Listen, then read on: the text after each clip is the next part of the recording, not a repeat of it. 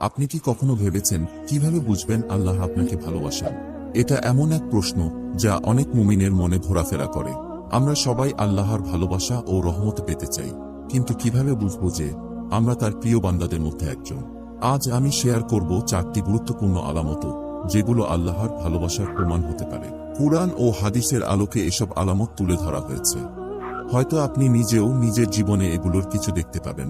চলুন শুরু করা যাক। প্রথম আলামত হল, মানুষ আপনাকে প্রকৃতভাবে ভালোবাসবে। রাসূলুল্লাহ সাল্লাল্লাহু আলাইহি ওয়াসাল্লাম বলেছেন, যখন আল্লাহ কোনো বান্দাকে ভালোবাসেন, তখন তিনি ফেরেশতা জিব্রাইলকে ডেকে বলেন, আমি অমুক ব্যক্তিকে ভালোবাসি, তুমিও তাকে ভালোবাসো। এরপর জিব্রাইল আকাশবাসীদের মধ্যে ঘোষণা দেন এবং সেই ভালোবাসা জমিনেও ছড়িয়ে পড়ে। এখানে ভুল বুঝবেন না, এটা কিন্তু এমন নয় যে সবাই আপনাকে ভালোবাসবে। বিশেষত যারা ঈমান থেকে দূরে থাকে, তাদের ভালোবাসা আশা করা উচিত নয়।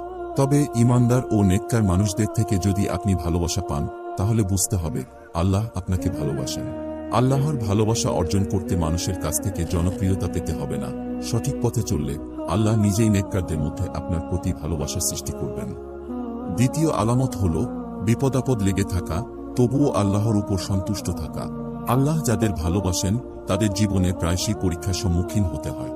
হযরত ইব্রাহিম আলাইহি ওয়াসাল্লামের মতো নবীদের জীবনেও বহু পরীক্ষা এসেছে। রাসূলুল্লাহ সাল্লাল্লাহু আলাইহি ওয়াসাল্লাম বলেছেন, মুমিনদের জন্য দুনিয়া হল কারাগারের মতো, আর কাফিরদের জন্য জান্নাত স্থির। আল্লাহ যখন কাউকে ভালোবাসেন, তখন তিনি তাকে বিভিন্ন পরীক্ষায় ফেলেন, যেন সে সবসময় আল্লাহর উপর নির্ভরশীল থাকে। যারা এই সময় ধৈর্য ধারণ করে, তারা আল্লাহর ভালোবাসা অর্জন করে। একথা মনে রাখবেন, পরীক্ষা আপনার ঈমানের প্রতি আল্লাহর ভালোবাসার একটি প্রকাশ। তৃতীয় আলামত হল, দুনিয়ামুখী আকর্ষণ কমে যাওয়া। আল্লাহ যাকে ভালোবাসেন তাকে দুনিয়ার চাকচিক্য থেকে দূরে রাখেন। পদ, পদবি, অর্থ সম্পদ কিংবা দুনিয়ার প্রভাব প্রতিপত্তি, এগুলোতে তার তেমন কোনো আকর্ষণ থাকে না। রাসূলুল্লাহ সাল্লাল্লাহু আলাইহি ওয়াসাল্লাম বলেছেন, আল্লাহ যখন কোনো বান্দাকে ভালোবাসেন, তখন তাকে দুনিয়ার ফিতনা থেকে রক্ষা করেন, যেমন একজন রোগীকে ক্ষতিকর কোনো কিছু থেকে দূরে রাখা হয়। তবে এর অর্থ এই নয় যে আল্লাহ দুনিয়া দিয়ে থাকলে তিনি সেই বান্দাকে ভালোবাসেন না। নবী এবং সাহাবাদের জীবনেও দুনিয়ার সম্পদ ছিল, কিন্তু তাদের অন্তরে দুনিয়ার প্রতি কোনো ভালোবাসা ছিল না। আল্লাহ তাদেরকে দুনিয়া দিয়েছেন, কিন্তু তাদের ভালোবাসাও পেয়েছেন। চতুর্থ এবং সবচেয়ে গুরুত্বপূর্ণ আলামত হল, দ্বীনি জ্ঞান অর্জনের সুযোগ পাওয়া এবং বেশি বেশি নেক আমল করার তৌফিক পাওয়া। আল্লাহ যাকে ভালোবাসেন তাকে তিনি দ্বীনের সঠিক বুঝদান করেন এবং ভালো কাজ করার তৌফিক দেন।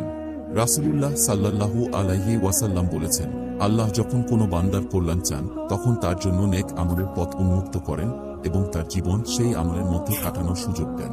এই আলামতগুলো আল্লাহর ভালোবাসার পরিচায়ক। আমরা আল্লাহর কাছে দোয়া করি যেন তিনি আমাদেরকে এমন আমল করার তৌফিক দেন যা তার ভালোবাসা অর্জন করতে সহায়ক হয়। আমিন।